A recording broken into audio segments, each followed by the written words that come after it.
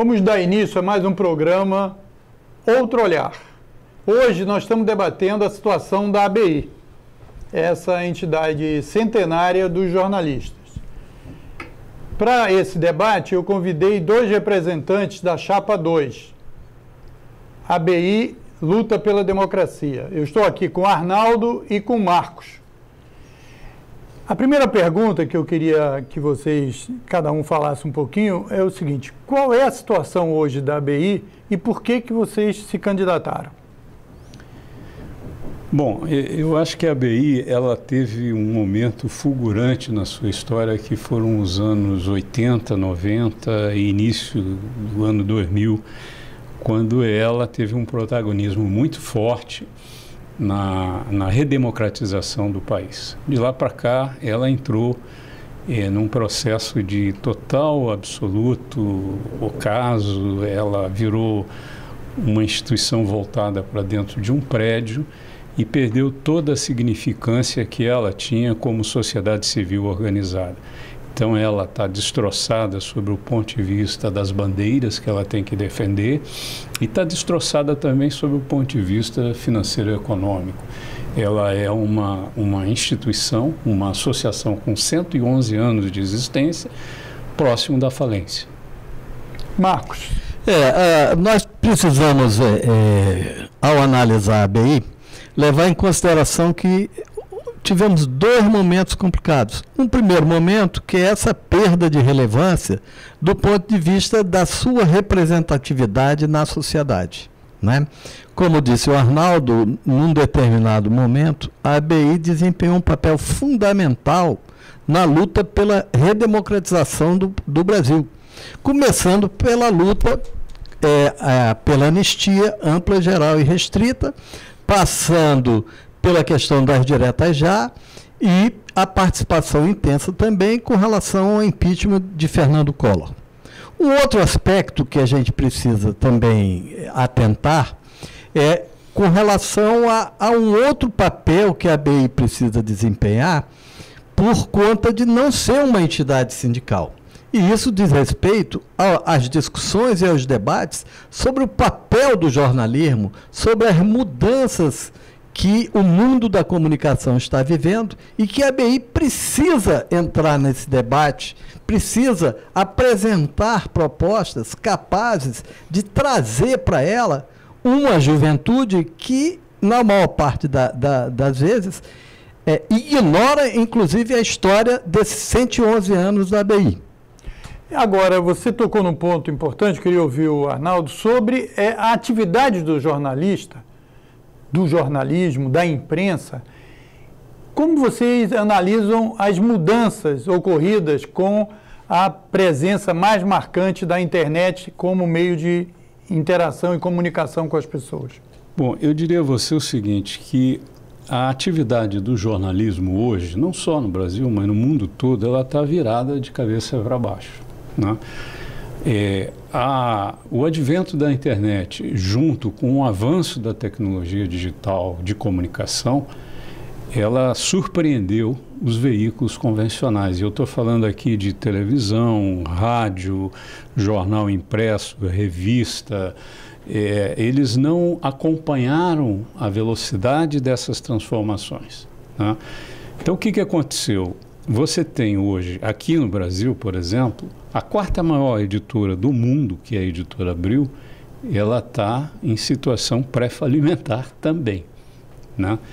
A revista Veja, que já foi a quarta maior revista do mundo, hoje ela circula com 600 mil exemplares. Eu trabalhei na Veja na época em que ela imprimia 1.200.000 exemplares por semana. Então, esse quadro é um quadro que ele se repete em todo o mundo. As empresas jornalísticas, elas ficaram olhando o que estava acontecendo e não se anteciparam aos movimentos, né? E os jornalistas também não deram muita atenção. Então, hoje você tem um número muito grande de desempregados, né?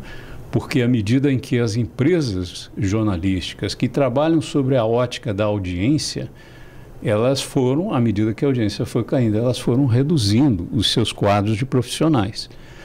E você vê assim, por exemplo, a Editora Abril, quando demite 160 jornalistas de uma vez só. O Globo demite 40. A TV Globo recentemente demitiu outros 40 jornalistas. Agora foi o SBT, né? O SBT desativou uma série de telejornais que eles tinham, demitiram, eu não sei exatamente o número, mas demitiram muita gente.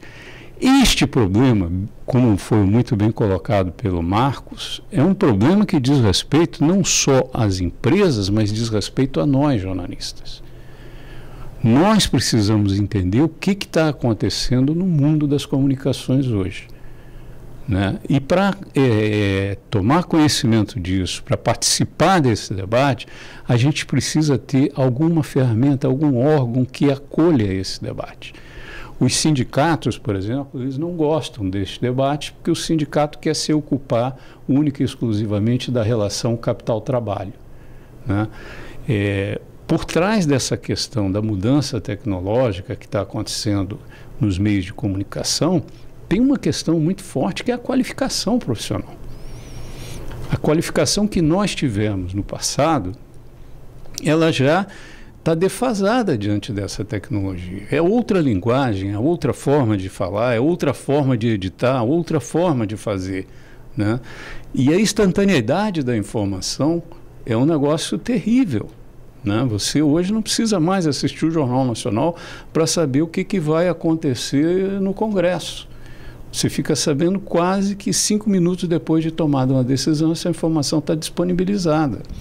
O Brasil hoje tem 260 milhões de telefones celulares. Tem mais telefone celular do que a população do país. E o telefone celular hoje é o principal instrumento de conexão do cidadão com a informação. Tem um aspecto que a gente precisa pensar, é que a revolução técnico-científica para a área de comunicação, ela possibilitou uma gigantesca novidade do ponto de vista da comunicação humana. Pela primeira vez, nós temos cada pessoa como emissor e receptor. Não existia antes, na história da humanidade, uma situação como essa, né? Primeiro, os jornais, os livros, né, a rádio, televisão, e aí chega a internet, como bem disse o Arnaldo, nós temos hoje no Brasil mais celulares do que a população. E isso tornou possível uma comunicação imediata, em tempo real, de fatos que acontecem atingindo milhões e milhões de pessoas, às vezes bilhões, ao mesmo tempo, num determinado momento, né? Agora, a gente precisa entender também, e aí é que entra o papel de uma entidade como a ABI, que, como disse Humberto Eco, a internet dá voz aos imbecis. O que o imbecil falava num bar para 4 ou 5 amigos imbecis como eles, agora é possível você falar para multidões enormes. E uma entidade como a ABI, e aí nos leva para o campo das fake news, das notícias manipuladas, da desinformação, é preciso que a ABI, por exemplo, passe a desempenhar esse papel de ser um local em que fatos possam ser apurados e revelados para a sociedade como verdadeiros ou não. Isso a ABI pode fazer. Por quê? Porque o avanço técnico-científico permitiu, inclusive, o barateamento de equipamentos tecnológicos. Não faz sentido, por exemplo, a ABI não ter uma web TV. Democratizar, por exemplo, o acesso dos associados em qualquer ponto do Brasil às discussões que são travadas no seu Conselho Deliberativo. Qual é o impedimento tecnológico? Nenhum. Então, nós apostamos, e esse é um papel da Chapa 2, a ABI na luta pela democracia, é democratizar a possibilidade de acesso, né, dos associados, e mesmo quem não é associado, aos debates que serão travados certamente na ABI. Porque com a vitória da Chapa 2, a gente vai implementar esses programas que tem como perspectiva isso aí. Agora, essa questão me parece que leva também a um outro aspecto importante na atuação da ABI, que é você aproximar o jovem comunicador, não? Sim, aí quando você está preocupado com a questão tecnológica, de uma certa forma você também está preocupado com a democracia. Porque as novas ferramentas, e eu acho que o Marcos tratou disso muito bem agora, as novas ferramentas que estão aí, elas também possibilitam ataques permanentes à democracia. O fake news é uma forma de você alterar a vontade da maioria da população, né? Os jovens, quando você abre um espaço dentro de uma instituição como a ABI para o debate das novas tecnologias, este debate que nós estamos começando a travar aqui, essa narrativa que nós estamos começando a falar aqui, você atrai o jovem. Né? Veja o seguinte, a ABI, esse processo eleitoral, são 420 pessoas habilitadas para votar. A Chapa 2, Luta pela Democracia, tentou ver o perfil desses eleitores. 70% dessas pessoas têm mais de 59 anos. Então, isso mostra o envelhecimento dessa instituição. E a instituição tem que, como nós jornalistas temos que nos reinventar, a ABI também terá que se reinventar se ela quiser se aproximar dos jovens. Né? Porque não adianta você ficar debatendo lead e sub-lead com um jovem que tem uma narrativa hoje que não incorpora lead e sub-lead, que os jornais impressos estão acabando. Né? Então você tem que trazer assuntos que sejam da atualidade para você conversar com os jovens. E mais do que isso, como na Chapa 2 existe um número, acho que em torno de 8 a 10 candidatos nesse universo de 51 candidatos que são professores de universidade da área de comunicação, a ABI tem todo o instrumental para você criar dentro da instituição cursos de qualificação profissional. Não só para o jornalista que está saindo das faculdades, mas como para aquele jornalista que perdeu o emprego e precisa se reciclar, se é que ele quer retornar para o mercado de trabalho. Então, essa preocupação existe. Com relação aos jovens ainda, Moisés, é importante saber, e aí é uma crítica que eu imagino que seja construtiva, é que hoje existe no Brasil 86 faculdades de jornalismo. Dessas 86, se nós tivermos 80 faculdades, tivermos 6 faculdades antenadas com a questão tecnológica, é muito. 80 faculdades de jornalismo ensinam o jornalismo do século passado.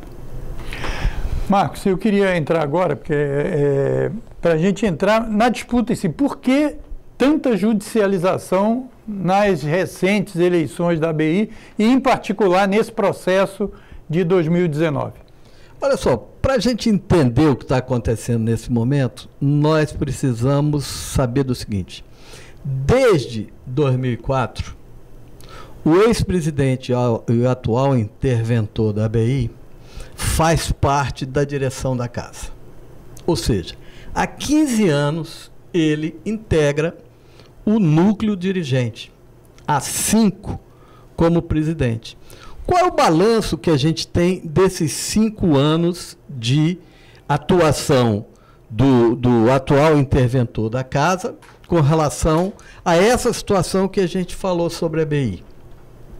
Ao entendermos isso, a gente vai saber o seguinte: ele teve 5 anos como presidente para modificar o estatuto, atualizando-o e democratizando. Não, ele manteve a possibilidade de reeleição ad eternum. Nós sabemos que a possibilidade de você renovar faz parte da democracia. É um dos elementos da democracia. Mas não, ele não fez nada para modificar um estatuto que existe desde 2004.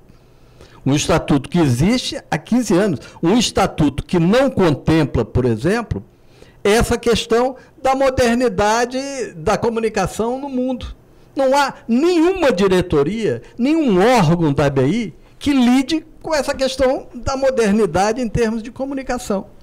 E aí nós vemos o seguinte: o atual interventor, Domingos Meirelles, Ele, por exemplo, ele cita Maurício Azedo. Ele traiu de forma despudorada o Maurício Azedo. E, no entanto, não há um texto em que ele resolva difamar a chapa 2, em que ele não tente usar como elemento de credibilidade para ele o Maurício Azedo. É um desrespeito à figura de Maurício Azedo, com todas as críticas que nós possamos ter a Maurício Azedo, né? Maurício Azedo foi traído por Domingos Meirelles. Aí nós vamos para um processo eleitoral da judicialização. Muito bem, quem começou no período mais recente essa coisa da judicialização foi Domingos Meirelles contra Maurício Azedo em 2013. Então, não tem surpresa isso. Esse uso equivocado e despolitizante do Poder Judiciário. Por quê? Porque no lugar de enfrentar politicamente, apresentando suas propostas para os associados, prefere-se correr para os tribunais, em que a gente encontra um judiciário errante, um judiciário que quase sempre ou muitas vezes não presta atenção nem do que as decisões que estão sendo tomadas. E lento, né? E lento. Você não consegue rapidez. Então, nós estamos num processo que poderia ter sido representado o outono do patriarca Domingos Meirelles, antes, ainda no outono, por conta da judicialização, o outono do patriarca Domingos Meirelles vai se dar no inverno. Mas não importa. Né? Para a gente, o que nós queremos é uma eleição, que nós já ganhamos uma, a do dia 16 de maio, irregularmente interrompida pelo Poder Judiciário, e agora, no dia 27, certamente nós iremos vencer novamente. Por quê? Porque esse é o desejo da maioria dos associados da ABI. Moisés, com relação à gestão do Domingos Meirelles e do amesquinhamento da ABI, uma coisa que me preocupa é um discurso do Domingos Meirelles, onde ele se posiciona como um pluralista, né, que ele recebe a todos dentro da ABI, ele é um cara legal, um bom menino, não sei o que, ele se posiciona nessa posição. O que acontece? Dentro desse discurso, o Domingos Meirelles comete atos como o seguinte: ele cede espaço dentro do prédio da ABI para uma candidata a deputada federal chamada Daniela Cunha. Essa candidata vem a ser filha do Eduardo Cunha, que hoje está preso em Jericinó, aqui no Rio. Estava em Curitiba e veio para o Rio. O Eduardo Cunha é o político da história recente do país que mais processou jornalistas. Ele processou 57 jornalistas. Eu mesmo fui processado 2 vezes por ele. Então, o Domingos Meirelles, ele não tem nenhuma coerência, né? Porque o pastor Everardo pediu para ele acolher no prédio da ABI a filha do Eduardo Cunha, ele faz isso, né? Esse tipo de atitudes são atitudes que afrontam os jornalistas, especialmente os jornalistas que estão preocupados com a liberdade de imprensa, com a democracia e com o Estado democrático de direito. Né?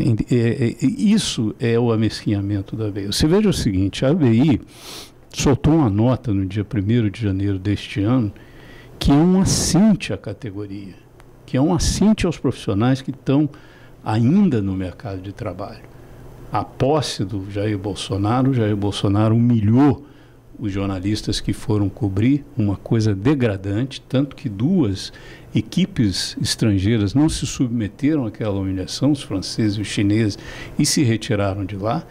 E o Domingos, em nome da ABI, escreve uma nota dizendo para todo mundo, uma nota oficial, ele adora notas oficiais, dizendo que aquilo não era culpa do novo governo que estava chegando, mas sim dos serviçais do Palácio, que se anteciparam aos rigores do regime que viria por aí e já submeteram os jornalistas àquela humilhação.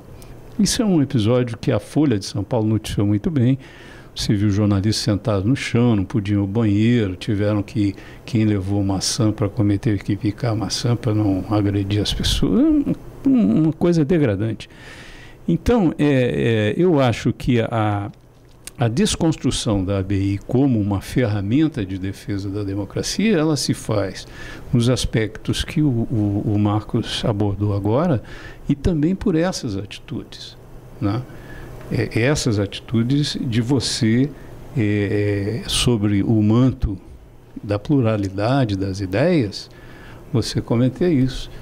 O Domingos mantém uma funcionária da ABI em São Paulo que escreve no Facebook contra a imprensa e contra os jornalistas em defesa do Bolsonaro. Isso é ou não é uma contradição? Para uma instituição cujo o objetivo dela é exatamente esse. Ela foi criada para defender a liberdade de imprensa.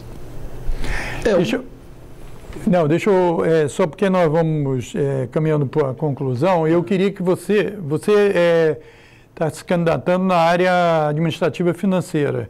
Então, eu queria fazer uma pergunta para cada um. Para você, eu queria que você falasse um pouco sobre esse prédio que a ABI tem, que foi lá doação da época do governo Getúlio Vargas, etc., que são...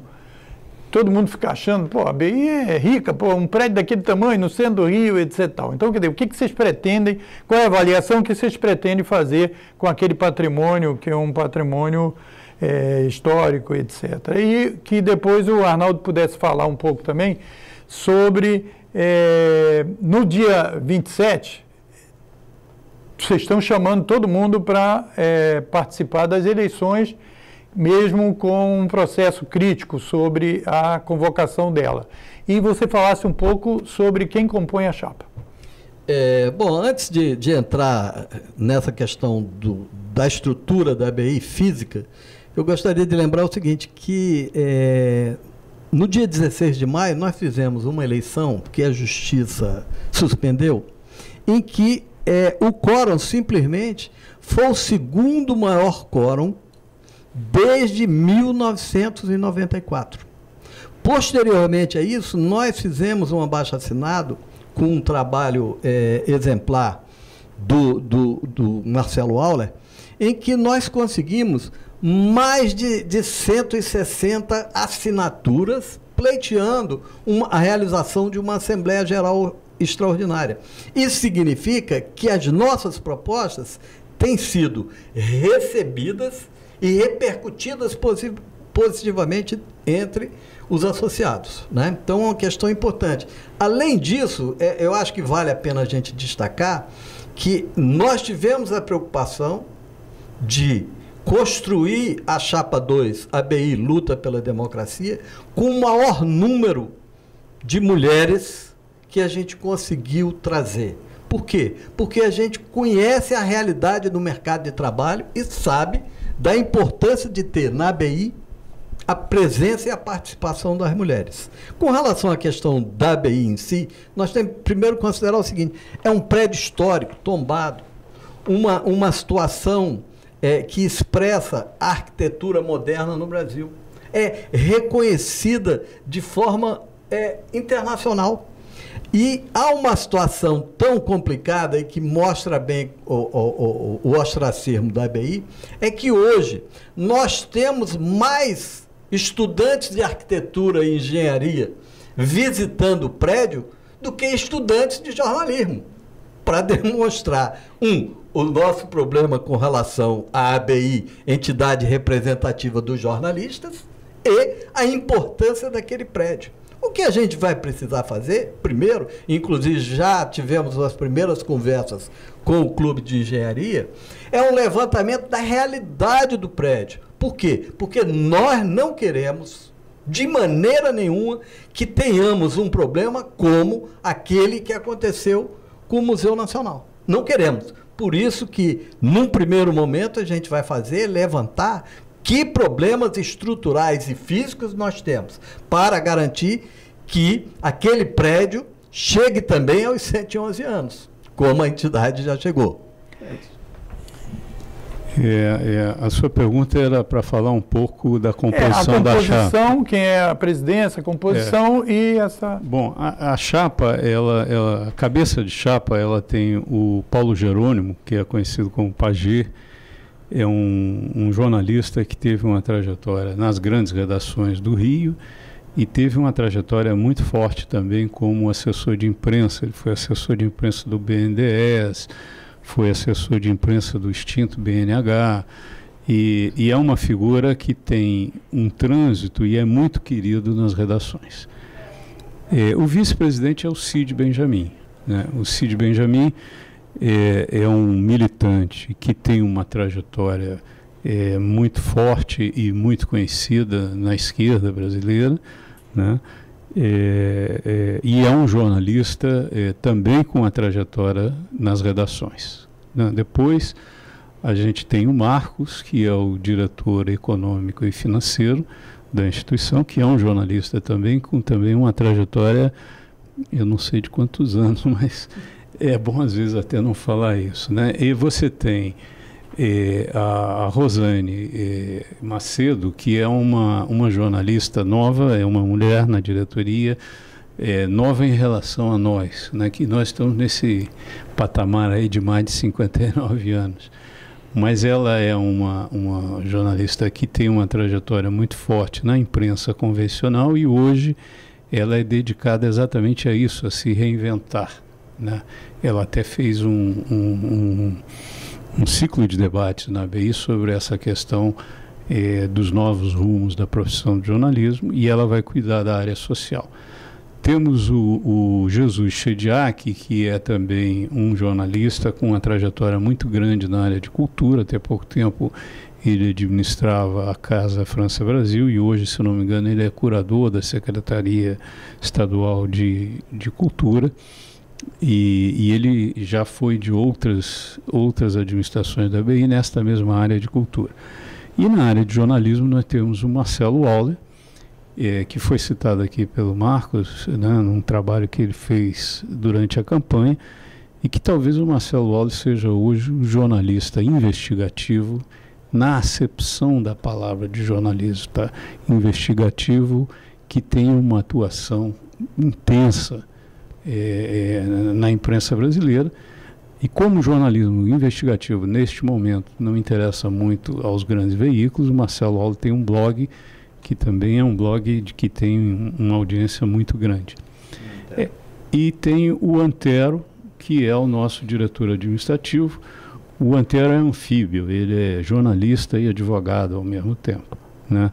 O Antero teve uma passagem também nas redações, especialmente no Estadão, no Globo, e hoje ele se dedica à advocacia, né? Ele vai ser o nosso diretor administrativo. Essa é a composição da chapa, e depois você vê os conselhos, né? Você tem um conselho de notáveis, onde tem jornalistas como o Zueni Ventura, o Anselmo Góes, o Miro Teixeira, deixa eu ver se eu me lembro, o Paulo Totti, que foi editor da Gazeta. Kifuri, né? O Juca Kifuri, que é um jornalista importante na área da crônica esportiva, da Folha de São Paulo.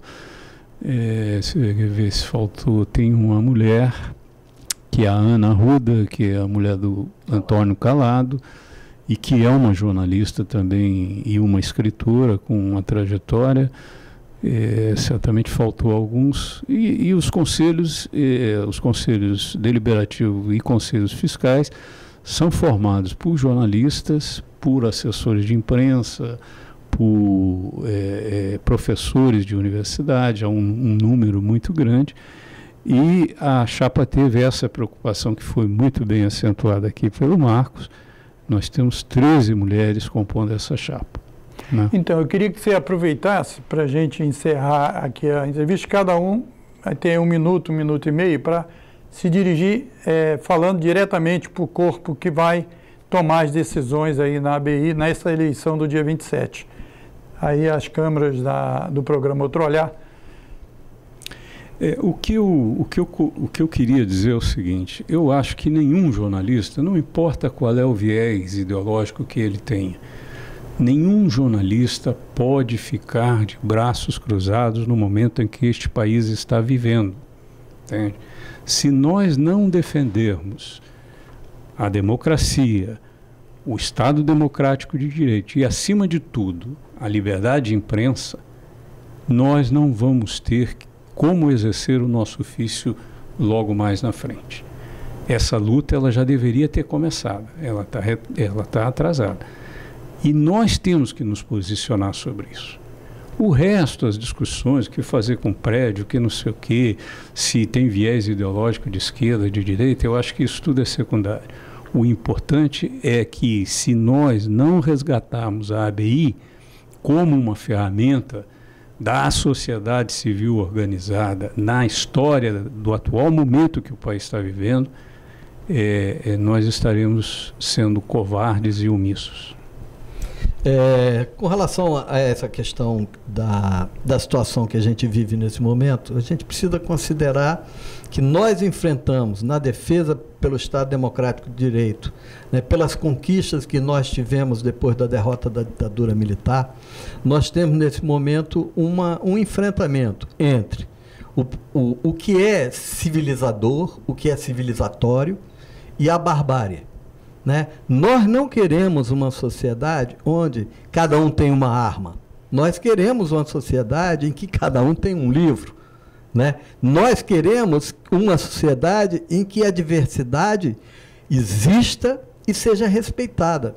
Nós queremos uma sociedade em que as pessoas tenham o direito à liberdade de expressão. É por isso que a gente espera, é por isso que a gente está, desde fevereiro, nessa batalha para a eleição na ABI. Nós precisamos vencer para garantir que a ABI vai continuar nessa luta pela democracia no Brasil, como é da sua história.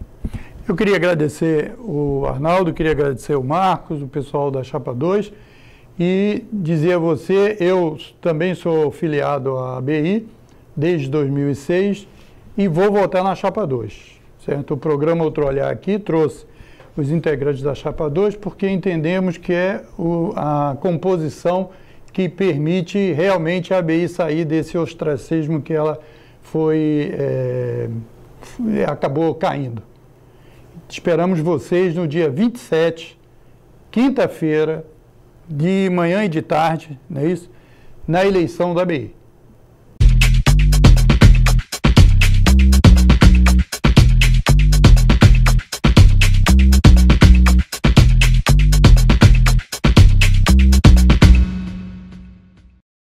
Telejornal, seu jornal, de segunda a sexta-feira, às 19 horas, ao vivo, aqui no Canal 6, TV Comunitária do Rio.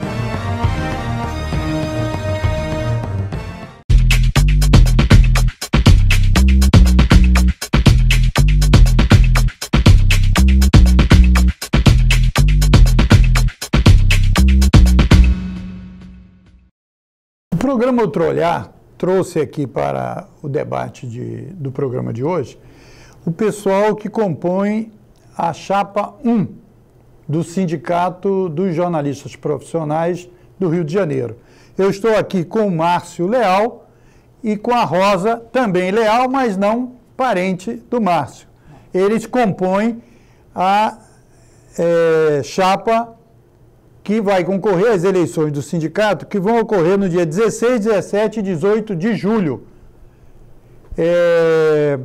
Márcio e Rosa, eu queria que vocês falassem um pouco qual o objetivo da Chapa 1, por que vocês se candidataram, se essa chapa tem gente que hoje está na direção do sindicato, eu sei que tem, mas como é que foi essa composição, se há uma renovação? Fala um pouco para a gente aí.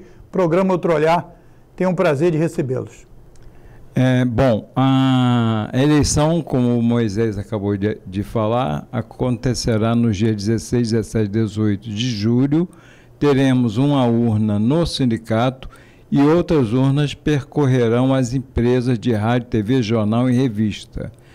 A Chapa 1, que é Sindicato Forte Jornalista Valorizado, tem uma composição de 60% de novos dirigentes para concorrer na chapa.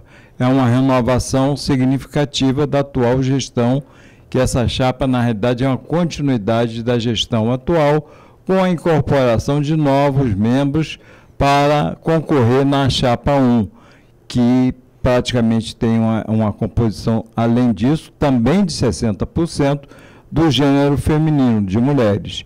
e também representação de negros e também representação de outros segmentos, que é uma composição com vários segmentos da categoria, porque a categoria ela tem um comportamento que tem vários pensamentos, e a gente tentou fazer uma composição tendo essa preocupação também em relação à chapa. Rosa, o que você diria sobre a participação feminina nessa chapa? Aumentou da atual gestão para essa chapa? Sim, eu não faço parte da diretoria atual do sindicato. Na verdade, é a primeira vez que eu estou disputando uma eleição no sindicato. Essa chapa, a chapa 1, ela tem 60% de mulheres, porque isso significa uma representatividade do que é a categoria hoje. Na realidade, a categoria... Eu tenho 40 anos de profissão, posso dizer isso. Hoje a categoria ela é majoritariamente feminina. E as representações dos jornalistas têm que ser equivalente a essa maioria que existe na categoria hoje. Então, é muito importante para as mulheres ter uma representação maior na direção do sindicato. Acredito que isso vai ajudar ainda mais na luta que a gente tem dentro das redações e fora das redações, porque boa parte da categoria hoje também não está dentro das redações, está fora das redações, em atividades autônomas, em sites, em blogs. Então, tem que abarcar todo esse perfil que a categoria tem hoje. Então, e se a gente analisar essa situação hoje da profissão de jornalista, o que a chapa tem a dizer das ameaças que os jornalistas vêm sofrendo, não é de hoje, já de algum tempo, mas recrudesceu no último período, e da situação do jornalista na sua profissão? A gente pretende fazer uma luta conjunta com os sindicatos da área de comunicação, a CUT, e a sociedade civil, principalmente agora na questão da Previdência, que a gente está com uma ameaça muito grande de modificar o que hoje nós temos e piorar em relação para quem vai se aposentar. Nós temos um número muito grande de aposentados, inclusive já, que vão sofrer também, e as mulheres principalmente. Então, essa é uma luta que a gente vai travar, não só com a categoria, que é importante a participação da categoria nas atividades, nos atos públicos da sociedade civil, mas também defender outras questões que são importantes, como a democratização da comunicação e a democracia no país, que a gente está vendo, inclusive, que está sendo ameaçado recentemente com ameaça aos trabalhadores, a própria empresa de comunicação está sendo agredida pela sociedade civil sem ter uma defesa, que eu acho que a defesa é da categoria do sindicato, em relação à censura, às condições de trabalho, melhoria de salário e também a questão da discussão da democratização da comunicação, principalmente das empresas públicas de comunicação, que hoje estão sendo sucateadas, como é o exemplo da TV Brasil, Rádio MEC e Rádio Nacional. Rosa, o que você poderia... Você já falou um pouquinho aí na composição do perfil da categoria, e você falou que boa parte dos jornalistas profissionais não estão hoje dentro das redações, que elas têm se reduzido essa participação. Como é que o sindicato deve debater essa situação das novas tecnologias? Como é que vai colaborar com os profissionais que eram acostumados antigamente, né, CLT, ser cadastrado nas empresas e tal, e hoje de uma forma mais autônoma? Como é que esse debate, a chapa tem essa preocupação? Tem. Pois é, Moisés, porque a gente sabe que hoje boa parte da categoria não está dentro das redações, e mesmo os que estão dentro das redações, muitos estão na situação que a gente chama de pejotização, né? Estão como pessoa jurídica e não como pessoa física, portanto, com direitos que os trabalhadores devem ter, os direitos garantidos pela CLT, direitos que estão sendo atacados, né? Porque a reforma trabalhista praticamente extinguiu vários desses direitos que são conquistas históricas dos trabalhadores. No caso do jornalista, a nossa situação, eu acho que ela é particularmente grave, porque o jornalista hoje, ele enfrenta, além ele virou patrão dele mesmo, ele não tem, na sua maioria, ele não tem um patrão. É ele e a sua empresa. Muitas vezes essa empresa é ele sozinho. tem que olhar para esse jornalista, que é um jornalista profissional. Eu acredito que o sindicato tem que fazer debate, tem que procurar reunir essas pessoas, levar para lá. Não se trata de dividir a categoria entre os que estão dentro de empresa e os que estão fora de empresa. Trata-se, sim, de discutir a categoria no seu conjunto. A categoria hoje, o conjunto da categoria, tem vários perfis e todos esses perfis têm que ser discutidos, têm que ser incorporados ao sindicato, porque a gente está passando por um momento hoje em que as instituições estão sendo atacadas, as instituições democráticas, as entidades representativas dos trabalhadores estão sofrendo um ataque violento, a gente sabe disso, os sindicatos hoje estão esvaziados, não tem... principalmente do ponto de vista financeiro, porque é um ataque. É preciso que a categoria assuma a entidade como sua entidade representativa. É preciso que ela se veja ali. Então, para que ela se veja naquela entidade, a entidade também tem que fazer a sua parte, né? Que é atrair esse jornalista que não está interessado hoje na ação sindical. Mas hoje nós só podemos enfrentar os problemas que nós estamos vivendo como categoria se for no coletivo, se for juntos. Não adianta uma luta individual. É preciso mais do que nunca que a nossa luta seja coletiva. E o sindicato foi e será o nosso instrumento sempre. Muito bem, Márcio, eu acho que a Rosa puxou aí um assunto que eu queria perguntar a você, porque ela é o símbolo aqui da renovação. Porque ela não participa dessa atual gestão, por mais que apoie.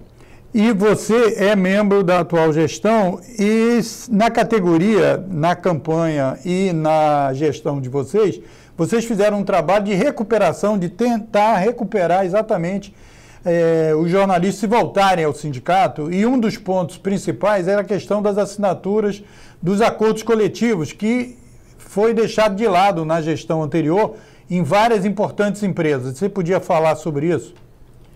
Quando nós assumimos em agosto de 2016, a gente enfrentou um problema muito sério, porque a entidade estava totalmente sem recursos nenhum. Inclusive, nós tivemos que fazer uma vaquinha entre a diretoria que foi eleita e também para a própria categoria ajudar a fazer os pagamentos necessários dos funcionários, inclusive. Além disso, a gente encontrou também várias questões junto à categoria, que a categoria não foi respeitada. Na gestão anterior à nossa, houve, vamos dizer assim, uma compreensão um pouco equivocada da representação da entidade, que tem que representar os seus associados e também representar os interesses profissionais. Então, se desviou um pouco dessa preocupação, que é o que a gente avalia que é importante, até porque o sindicato é mantido e representa os profissionais sindicalizados ou não.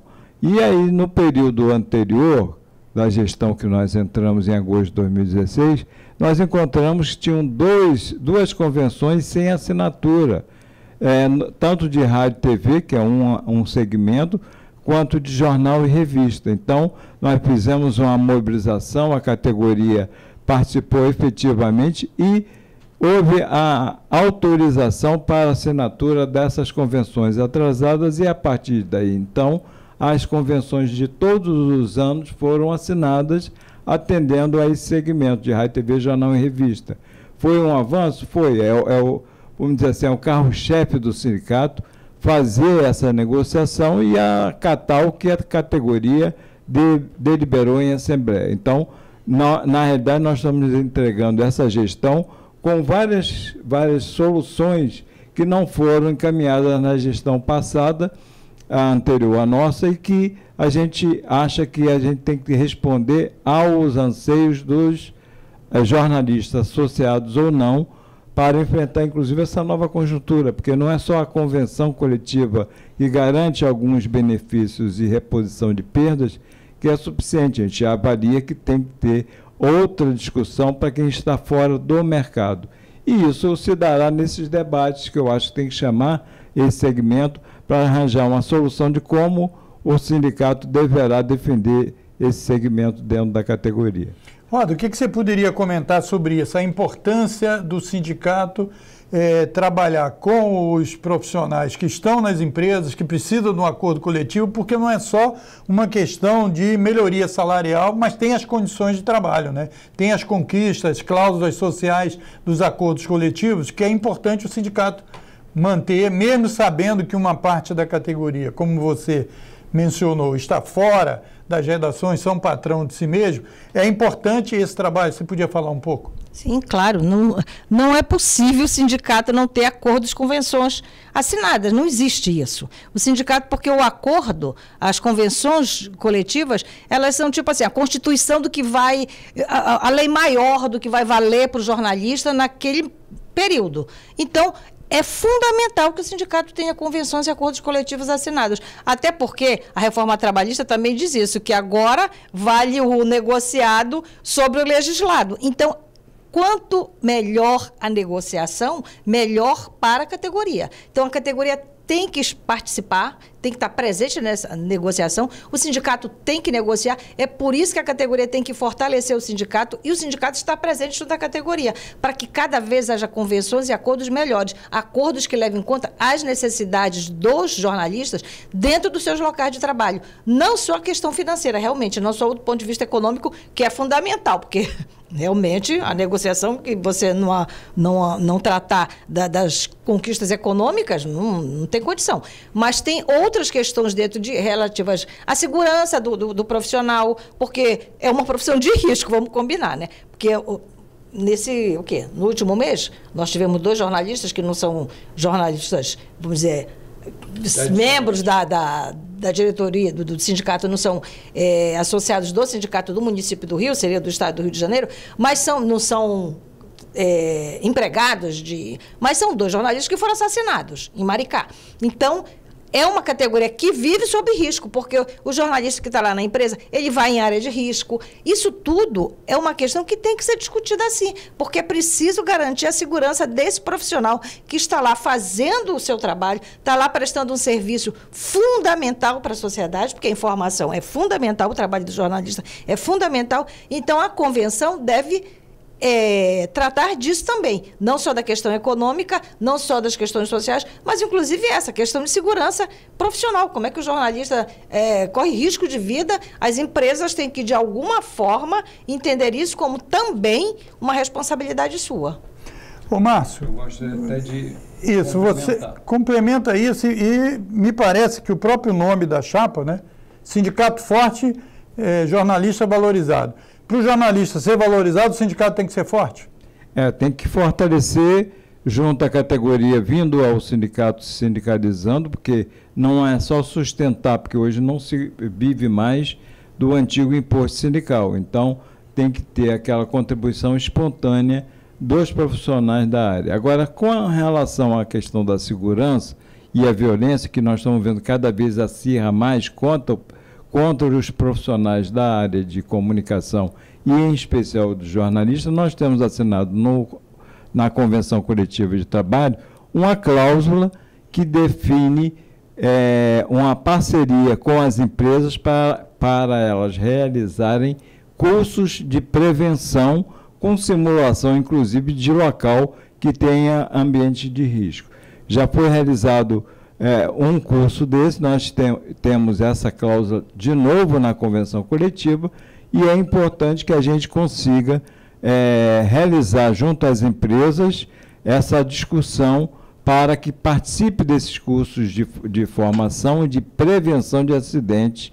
E a gente sabe que também tem um outro viés, que é a questão da censura, às vezes da própria sociedade, de algumas empresas de comunicação, que é um papel do sindicato denunciar e também em conjunto com a Federação, a FENAGE, que também estará tendo eleição no mesmo período que a eleição aqui no município do Rio de Janeiro, porque a eleição da Federação é casada, acontece nos mesmos locais e nos mesmos dias que a eleição do sindicato do município do Rio de Janeiro vai ser realizada nos dias 16, 17 e 18, lembrando que a Federação também tem uma discussão sobre isso, com um relatório anual sobre a violência, que é exatamente o cadastro dos casos de violência que acontecem em todos os sindicatos da própria federação. E esse relatório anual é disponível no site fenage.org.br. Quem quiser acessar, pode ver lá que tem o desse ano que passou, porque é sempre do ano anterior à publicação, tem um relato de vários casos de ameaça aos profissionais, inclusive do município do Rio de Janeiro, do estado do Rio de Janeiro. E aí essa é uma preocupação que a gente quer manter e é uma das lutas que a gente defende, que tem que ter a proteção, independentemente se ele está com carteira assinada ou não, a preocupação é que tem que proteger o profissional da área de comunicação, em especial o jornalista. E temos outras questões também que eu acho que são importantes, o ingresso de profissionais portadores de deficiência, negros, mulheres que já têm uma parcela significativa, e a discussão LGBT, porque é uma questão que eu acho que é do momento e que a gente tem que também trazer essa preocupação junto às empresas, para que ela contrate esses profissionais e também fortaleça a questão da democracia e democratização.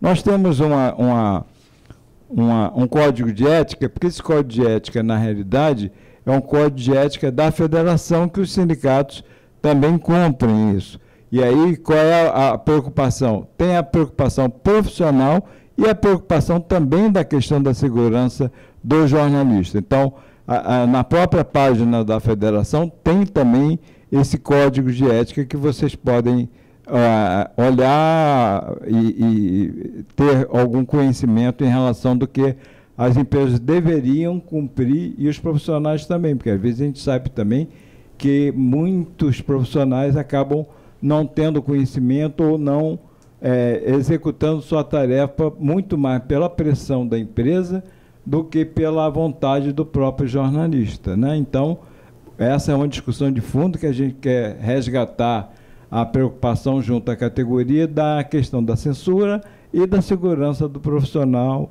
nas empresas de comunicação. Então, nós estamos já caminhando aí para o final da entrevista. Eu queria que a gente entrasse mais na convocação aí da eleição. Então, você informou que a eleição é em julho, não é no mês de junho, é no mês de julho, nos dias 16, 17 e 18 de julho. E que a eleição vai ser uma eleição junto com a FENAGE, como sempre ocorre. Então, eu queria perguntar o seguinte, na FENAGE, se conseguiu chegar a um denominador comum e fazer uma chapa única. Por que que isso no Rio não se conseguiu essa chapa única? E tem uma disputa aí, pelo menos na área administrativa, né, entre as duas, porque também a eleição dos jornalistas separa a eleição da questão administrativa do Conselho Fiscal e do da Comissão de Ética, que são individualizadas as eleições, não é isso? Então, eu queria que vocês agora comentassem da composição da chapa de vocês, certo? Quer dizer, como é que vocês analisam, se vocês querem citar membros da chapa, etc. E por que no Rio, qual é a divergência aí que fez com que não saísse uma chapa única?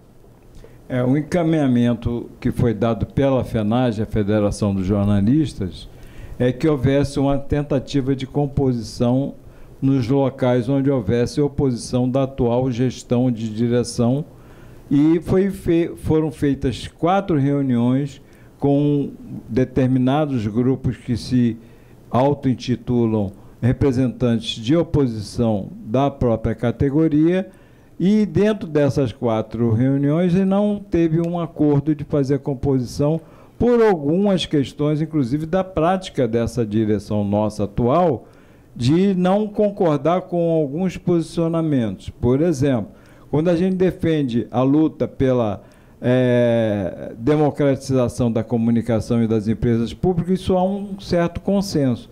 Quando se discute a preocupação da defesa das questões de gênero, raça e outros pontos que são importantes, que a gente sempre defendeu junto à categoria, inclusive nós temos uma comissão que é a COGIRA, que trata da igualdade racial, e a proposta é criar uma comissão de gênero para poder discutir a questão não só feminina, mas a questão também masculina no acesso e condições nas empresas, igualdade de condições.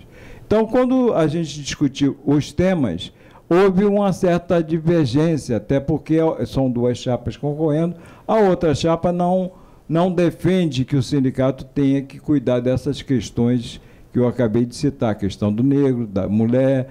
Eles acham que não seria importante essa discussão e nós achamos que sim. Além disso, teve outras questões que dentro dos grupos que se apresentaram como oposição, um grupo desses a gente trouxe para compor com a nossa chapa, que é a companheira Carol, da EBC. Também teve uma composição dentro da chapa de representação do segmento de quem está no mercado, quem está fora, representação de várias forças de pensamento dentro da categoria. Então, a gente avalia que a chapa 1 tem essa característica de composição e nós tentamos de todos os meios. Mas não foi possível com alguns grupos e alguns pensamentos que se distanciam do nosso programa da chapa 1, porque a gente defende a questão de gênero, igualdade racial, entre outros temas que são importantes, e não houve um consenso. Foi por isso que não se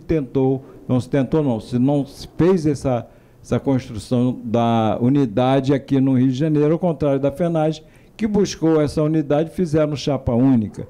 Então, no Rio teremos eleições tanto da federação nos dias 16, 17 e 18, em conjunto com a eleição no Sindicato dos Jornalistas Profissionais do município do Rio de Janeiro. Uma urna fica fixa no sindicato, que é praxe, e teremos outras urnas percorrendo as empresas de rádio, TV, jornal e revista. Portanto, a gente chama a importância dos jornalistas estarem sindicalizados em dia até o dia 4 de julho, poderá entrar um novo associado jornalista ou então regularizar caso não tenha as mensalidades em dia. Isso, nós vamos terminar com a voz feminina, já que a chapa tem 60% da mulher. Rosa, eu sei que a atual gestão, na polêmica da eleição passada, defendeu contra a partidarização do sindicato, que as pessoas devem participar da política como cidadão, todo mundo tem o direito, mas o sindicato não é correia de transmissão de nenhuma tendência específica. Há uma visão ampla, né, de composição com todas as visões.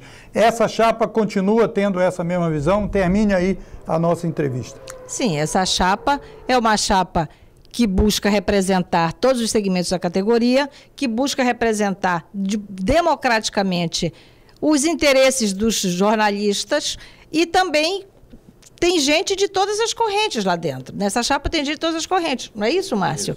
Então, não há um partido, outro partido. Os jornalistas são pessoas com liberdade para se associar. Tem título de eleitor, pode votar em quem quiser. Exatamente, pode votar em quem quiser, pode fazer campanha para quem quiser, pode ser filiado ao partido que quiser. O que nós queremos, partido, o que nós só marcamos, que essa é uma chapa progressista democrática. É uma chapa que tem um lado, que é o lado da democracia. É o lado de quem está buscando, no Brasil, um Brasil democrático, voltado para os interesses de toda a sociedade. Então, nessa chapa, na chapa 1, Sindicato Forte Jornalista Valorizado, o nosso caráter é profundamente democrático. Nós somos, acima de qualquer coisa, defensores da democracia e da liberdade. Isso. Eu queria agradecer ao Márcio e à Rosa, aqui da chapa 1, certo, que eu chamei aqui, porque aqui é o programa Outro Olhar, que eu sou o diretor e apresentador. Eu também participo dessa eleição, mas eu componho a comissão de ética e que são 5 candidatos para 5 vagas. Então, quer dizer, nós não estamos numa disputa em si, mas apoiamos inteiramente a chapa 1 e abrimos esse espaço exatamente porque achamos que essa é a melhor composição para tocar e poder alavancar ainda mais a luta dos jornalistas. Obrigado e até uma próxima ocasião.